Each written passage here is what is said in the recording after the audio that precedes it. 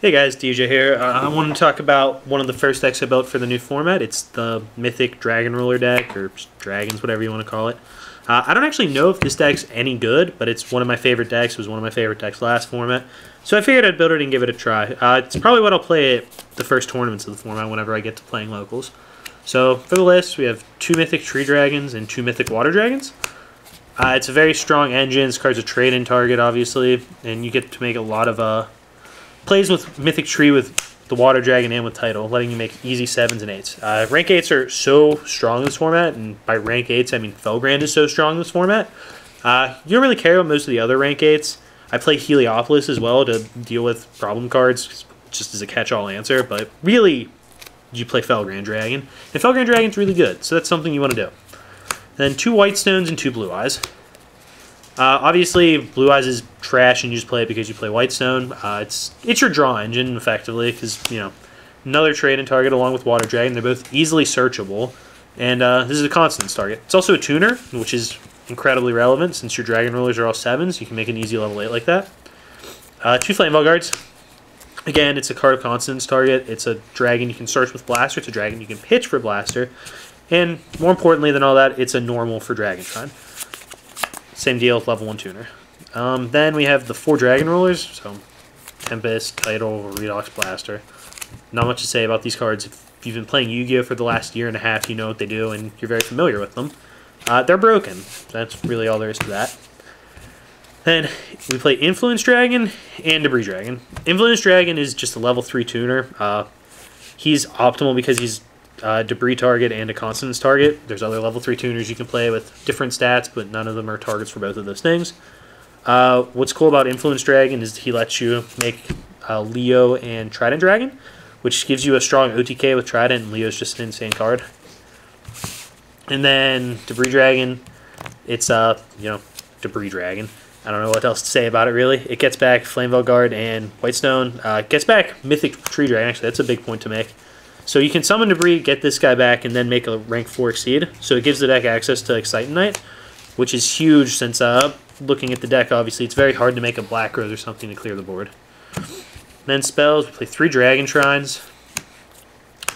Foolish Burial Effect's very good. Obviously, all of these let you get a dragon into your graveyard, which is very key for a Dragon Roller deck. Surprisingly, you need to see your dragons to win the game. Who would have thought? And because it lets you dump the normal too, so you can dump a Blue Eyes or a Flame Guard, you can get 2 dragons right into your graveyard to start playing dragons from your hand immediately, which is really awesome. Let's say you draw like Title, you can dump Redox and Flame Guard, you know, play your Title and get this guy to just make like a Draco Sack turn 1 or something like that, which is really, really good. It's very important to be able to establish a board. And 3 Upstart Goblins, 37 cards is good. Really though, like you play a lot of draw cards, so it's important to make your engine as consistent as possible. And I think Upstart does that for the deck. 2 Consonants, 2 Trade-In. I think that's the right number on the draw spells. Maybe a 3rd Consonance could be good. You play a lot more targets than for Trade-In, or maybe even cutting a Trade-In for a Consonance would be good. Like I said, you have a lot more targets for one than the other, but they let you speed through your deck, get to your blades you want, get to the board you want to establish, and they put dragons into your graveyard. And we play Gold Sarcophagus. Deceptively broken in this deck. Same thing as the original Dragon Roller deck. It lets you basically search for whatever cards you need from your deck and get a dragon in a couple turns. It's even better than, not better than it used to be, but better than normal because of the Mythic Dragons, since it lets you just set up a free rank 8 play a lot of the time, just by removing a Title or a Redox. Then Foolish Burial. It kind of sucks to have to play this many Foolishes in your deck. It's one of the things I don't like. I don't know if Foolish is going to stay. But you really need to get to your dragons. Like, looking at the monsters in this deck, none of them do anything except for your dragons. So I figured playing 8 copies of Dragon Rulers was the way to go. Then Burial from the Different Dimension. Key card in the deck because it lets you remove your Dragon Rulers to play your Dragon Rulers. So you can actually use the search effects and still have the dragons to play with. It's one of the most broken cards in the deck, actually. It seems like very innocuous at first, but it clears a lot of gaps. 3 Reckless Greeds. It's Reckless Greed. You draw 2 cards, you get to your combos faster. 2 Skill Drains. We'll just talk about Drain for a second, actually. One of the biggest reasons to play Dragon Roller decks, and especially this deck, is Skill Drain. Skill Drain shuts off so many things, like it literally negates all their effects. Crazy, right? But it also lets you keep your Dragon Rules in play. Like in a field of Blaster with a back skill drain or a Redox in defense with skill drain, puts a ton of pressure on your opponent for free. You're not spending any cards to play these dragons. You're not spending anything to have a skill drain up, other than 1,000 life points, I guess. And you just put up these really, really strong fields for no cost that your opponent has to deal with, without using monster effects, which is incredible. Then, for traps, we have 2 Regeki Breaks, 2 Mirror Force, Torrent, and Mourning. Mirror Force, this deck has a bit of a problem when it gets too far behind, and it can also have some very slow openings. So Mirror Force seemed like the best trap to just set and, you know, clear boards while you're trying to get your game plan established. Regeki Break is just here as a catch-all, really. You have a decent amount of free discards with Whitestone in your dragons. You don't care about discarding any of them. And you need to be able to clear things like Kaiser Colosseums or, God forbid, somebody main decks Imperial Iron Wall, but different floodgates like that you need to be able to handle.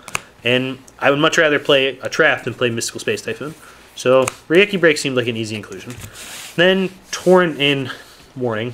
Torrent's obviously really good. It's the best trap card right now. It's the only thing that lets you really clear your opponent's field while they're trying to do something terrible for you. And Mourning, I have a bit of a love-hate relationship with Mourning. It's awful once your opponent has already ruined your day or gone off. But it's so good when you're ahead or when you guys are even that I feel like it justifies playing it. For the extra deck, with rank 8s, like I said, Felgrand and Heliopolis. I wish I could fit a second Felgrand in because the card is just so good. It just ends games on its own. It'll carry you to victory. But that's all the 8s you really have space for. The extra deck's really tight. Then we have 2 Dracos and a Big Eye for our 7s. Again, not real much to say. Like, I wish I could play more of these cards, but you just can't. There's just not space in here, but you need to play 2 Draco Sacks to deal with a lot of things. It's just the best card you can really just throw out on the field. For the 4s, I'm playing Lava Chain and Exton Knight. Lava Chain probably doesn't actually need to be here, I'll be honest. But I don't know what other 4 I would play, and I really like the power play of Summon Debris, get Tree, make Lava Chain, and then just dump a Dragon. It's a lot of speed. It's a big field for your opponent to deal with. And the catch-all from Exciting Knight is very strong. You just need to be able to answer things sometimes, and that's sure as heck what that card does. Synchros, for level 11, there's Star Eater. Not much to say. He's the only level 11 you can make just with Debris and a Dragon. Then we play Trident Dragion and Leo, Keeper of the Sacred Trees. You make both these guys with Influence Dragon and a Dragon Roller. Leo's a very hard card for your opponent to get over, and Trident Dragon will just steal games. So, want both of those to be in the deck. Then for 8s, we have Crimson Blader, Stardust Dragon, Scrap Dragon, and Colossal Fighter. I wish there was more space for 8s, because there's so many 8s I want to play. I wish I could play Spark Dragon. I wish I could play more copies of just different cards. Like, there's a lot of 8s that are really good, and if I could fit Spark in, I definitely would. I just don't know where to fit them. But these cards all serve pretty simple purposes. They've been seen play for a long time. And a Black Rose Dragon. Very hard to make. You make it with a Dracosac token or something you big-eyed in Debris Dragon, or 2 Dracosac tokens and a level 1 tuner. So it's not the most consistent thing, but I would never want to show up to an event with a deck like this and not have a Black Rose in my extra. You'll lose a game over the course of the day because you weren't playing Black Rose and feel really stupid. So definitely want to keep that in there. Something I don't normally like doing is giving sideboards, but since this is probably what I'll play at the first tournament of the format, I figured I guess I'll show you guys since I have a sideboard made. There's 3 Typhoons. I said I don't want a main deck Typhoon, but you still need to play the card, especially because people are going to sideboard, Defissure, Macro, and Iron Wall against you, and you're just going to lose the game. You can't beat Iron Wall. There's no conceivable way for your opponent to flip an Iron Wall and you win with this deck. Like, it has to get off the board immediately. And then 2 DD Crow, 2 Maxi, just hand traps. Hand traps are pretty good. They're the safest way to interact with your opponent since they can't get blown up or anything, and they're very hard for your opponent to play around. 2 Vanity's Emptiness, and 2 Fencing Firefires.